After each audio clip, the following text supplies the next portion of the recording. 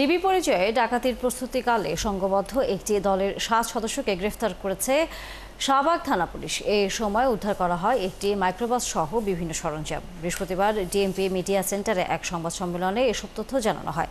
বিস্তারিত ইমতিয়াজ সনির প্রতিবেদনে।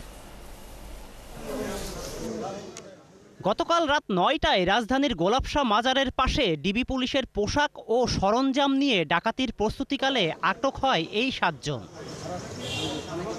শাহবাগ থানা পুলিশ এ সময় তাদের কাছ থেকে একটি মাইক্রোবাস, 2টি করে ডিবি জ্যাকেট, খেলনা পিস্তল ও অকিটকি সহ বেশ কিছু সরঞ্জাম উদ্ধার করে। আপনার প্রিয় কাপড়ের যত্নে এলো এনজাইম সমৃদ্ধ Arik silver wash detergent powder, 500 গ্রাম মাত্র 70 টাকা। প্রিমার্ক। ডিএমপি রমনা বিভাগের ডিসি মোহাম্মদ মাসুদ আলম জানান, গত কয়েক মাসের ডাকাতির ঘটনায় গ্রেপ্তারকৃতদের তথ্যের ভিত্তিতে এই অভিযান। এটা মূলত শাহবাগ থানা পুলিশ কর্তৃক এই 7 জন ডাকাত সদস্য, সক্রিয় ডাকাত সদস্য, তারা দুর্ধর্ষ বলা যায়, তাদেরকে ধরা হয়েছে গতকালকে রাত্রে আনুমানিক 9টার দিকে। বিশেষ মতিঝিল, পল্টন এই এলাকায় অনেক বড় বড় ব্যাংক আছে। এই ব্যাংকগুলো তো বড় লেনদেন হতো। এই লেনদেন হলে তারা কিন্তু তাদের সোর্স পেইড সোর্স ছিল, এই পেইড সোর্সের মাধ্যমে তারা কিন্তু জেনে যায়।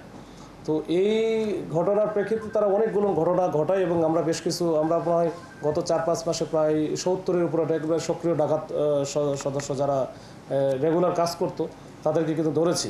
এসব ডাকাতির ঘটনায় কিছু চাকরিচ্যুত সাবেক আইন শৃঙ্খলা বাহিনীর সদস্যরা জড়িত বলেও জানান তিনি। সাধারণ লোকজন মনে করে যে এটা তো পুলিশের বা আইন শৃঙ্খলা বাহিনীর সদস্য বা র্যাবের পরিচয় দেয়। তো এই ক্ষেত্রে কিন্তু আসলে কেউ কিছু বলেও না, করারও কিছু নাই, তো সুন্দর করে নিয়ে যায়। এই নিয়ে যাওয়ার পরে তার কাছে যা থাকে এটা তো নাই। অনেক সময় দেখা গেলো যে তাদের ব্যাংকের যে অ্যাকাউন্টগুলো আছে ওটা বিকাশের মাধ্যমে, অ্যাকাউন্ট থেকে ওই যে এটিএম কার্ডের মাধ্যমে তারা কিন্তু তাদের কাছ থেকে সর্বস্ব নিয়ে নেয়। ডিবি পুলিশের পরিচয়ে কোনো অভিযানের সময় সন্দেহ হলে নাগরিকদের স্থানীয় থানায় যোগাযোগের পরামর্শ দেন মাসুদ আলম। তো সাধারণ জনগণ থেকে শুরু করে যে যাকে উঠে নিচ্ছে সবাই যেন একটু সচেতন থাকে যে আসলে এটা হচ্ছে অরিজিনাল ডিবি পুলিশ বা অরিজিনাল র্যাব এটা কিনা, এটা একটু আশেপাশে সবাই যদি একটু দেখে যে হ্যাঁ আপনারা যে আসছেন আসলে আপনারা কারা, তো এইটা একটু সচেতন হওয়া জরুরি। ইমতিয়াজ সনি, 71, ঢাকা।